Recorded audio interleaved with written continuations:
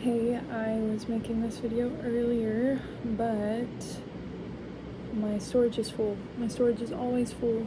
I really just need to back up my phone to some type of something and delete all the pictures off of it because I have thousands upon thousands, literally, like, of pictures and videos, and I think I'm in like the what would that be?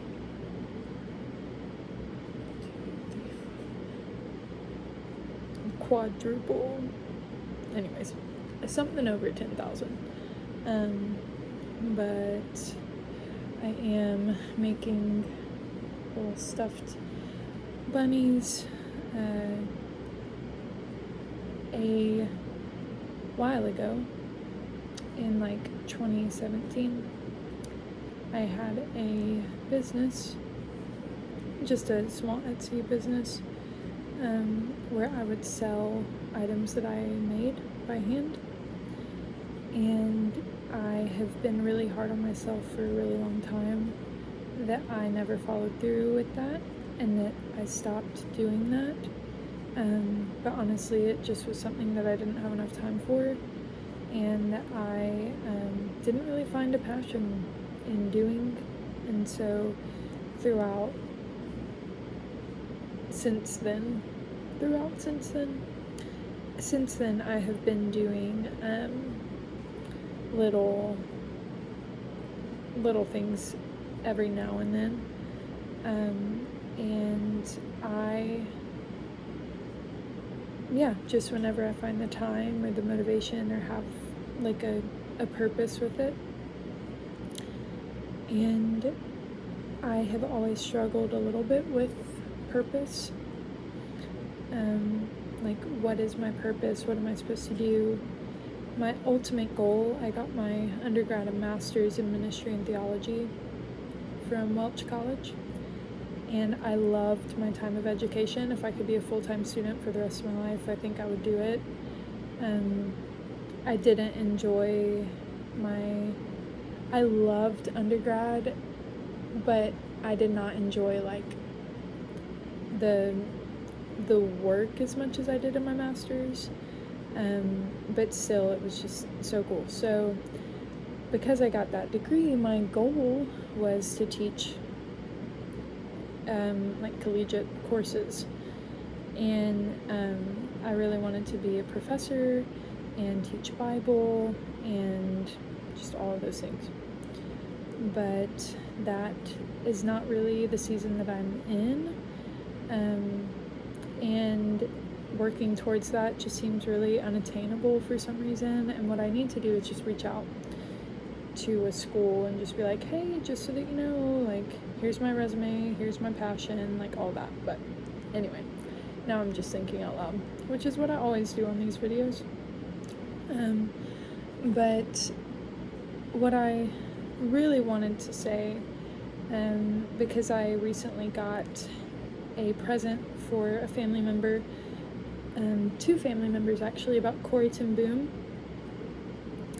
And she was a woman who lived in Poland during World War II. And she ended up being put in a concentration camp, her and her family, for helping out Jewish people.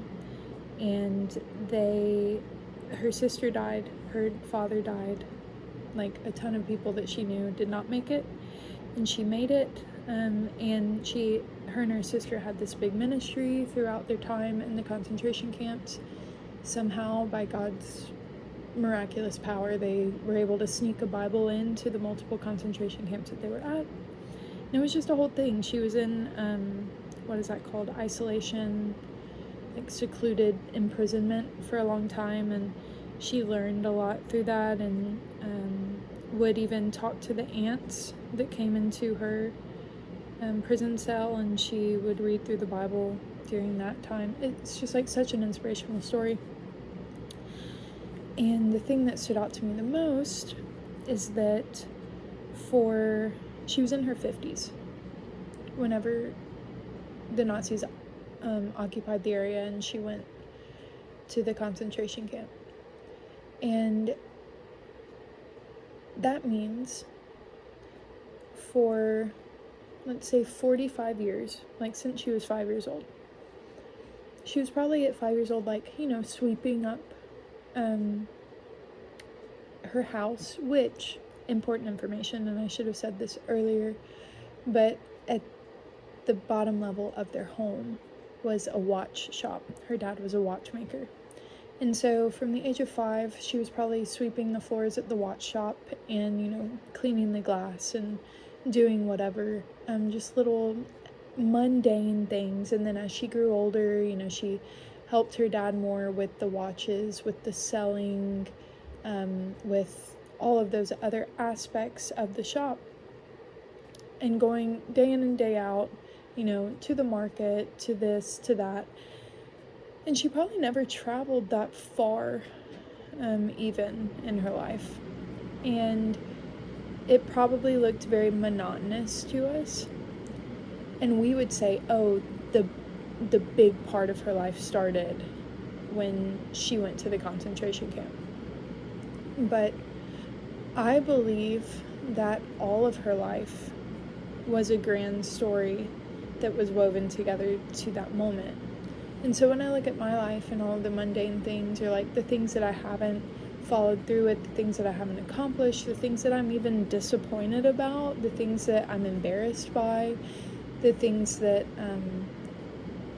have been really dark times, the things that have been really light times, the things that whatever, it's like I feel like I haven't arrived at a point. But thinking about Corrie ten Boom, it's like, okay, she didn't quote unquote arrive until her 50s, but she had, I was talking with my dad about it, and he said, yes, Anna, the greatest thing that God requires of us is everyday faithfulness. And that is how she was living her life. And so I forget it all the time. I forgot it this week and last week and the week before, and just getting so stressed about what is my purpose, what am I supposed to do, I'm a new mom, I'm this, I'm that, and there's so many changing factors, and it's like, what am I supposed to do?